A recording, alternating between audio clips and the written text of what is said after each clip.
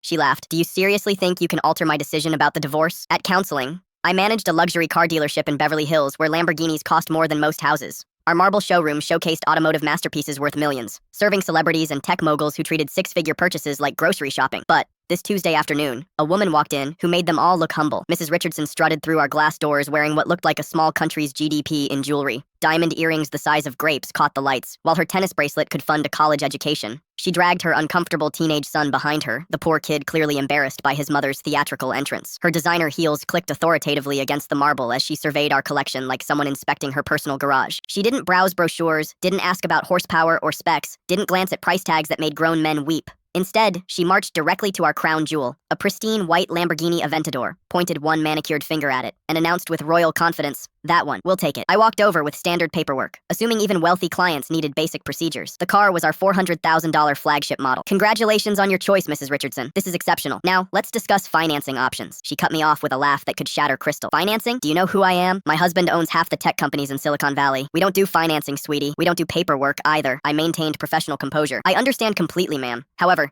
even cash purchases require basic documentation for insurance, registration, and legal compliance. It's about proper ownership transfer." Her face twisted with disgust. "Listen here, minimum wage boy," she sneered condescendingly. "I don't wait in lines, fill out forms, or get lectured by glorified salespeople. That's what poor people do. I am not poor people." She pulled out her diamond-encrusted phone, dialing loudly for everyone to hear. "James, your wife is being disrespected at this pathetic dealership. These people don't understand who they're dealing with. Fix this immediately." What she didn't know was that James Richardson, the actual tech billionaire, was standing quietly in our corner, having entered through our service entrance to avoid attention. He'd been browsing our vintage collection, dressed casually in jeans and a polo shirt. I'll never forget when he quietly walked over and tapped her shoulder. "Excuse me, ma'am, is there a problem here?" She whirled around, not recognizing the casually dressed man, her eyes lit with vindictive satisfaction. "Finally, someone with authority. Your employee refuses to give me a car without bureaucratic hoops. Don't you know who my husband is? The disrespect is unacceptable." James looked confused, glancing between us. "I'm sorry for any inconvenience, but could you help me understand who your husband is?" Her chest puffed with pride. "James Richardson," she announced triumphantly. "He could buy this entire dealership with pocket change." The silence was deafening. James looked at me with raised eyebrows, then back at her with bewilderment. "Ma'am, I think there's been a misunderstanding. I am James Richardson, and I've never seen you before in my life." Her face went through every color. Red, white, purple, then green. "That's impossible," she sputtered hysterically. "I'm your wife, Sarah. We've been married 3 years. James calmly pulled out his phone, showing a photo of himself with an elegant woman at a charity gala. "Ma'am, this is my wife, Sarah Richardson. She's in London at a medical conference. She's a neurosurgeon." The woman's facade crumbled instantly. Security cameras later revealed she'd been running this scam across multiple luxury establishments, claiming to be married to various wealthy men she'd researched online. She'd demand expensive items with authority, then disappear before verification.